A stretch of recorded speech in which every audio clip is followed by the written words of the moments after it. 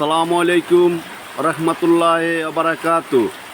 হ্যাঁ দর্শক বিন্দুলে দেখেন, আমাদের নোয়াখালী লক্ষ্মীপুর ডিস্ট্রিক্টে প্রচুর পরিমাণ বৃষ্টি হইতেছে এবং আজকে 8-9 দিন ধরে আমরা কোনো দিকে বের হইতে পারতেছি না বৃষ্টির কারণে।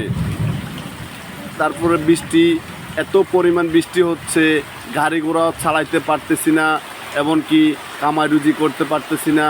দেখেন গাইস, এখন কি করব, আমাদের বাড়িতে পানি উঠে গেছে। এই যে পানিগুলা এদিক থেকে আসতেছে, এগুলা আপনার নদীর থেকে পানি আমাদের উঠান দিয়ে যাইতেছে। জানি না সামনে কি হবে। এরকম বৃষ্টি হলে হয়তো আমরা ডুবে যেতে পারি। আমাদের কিছু কি করব, আমরা দিশ খুঁজে পাইতেছি না।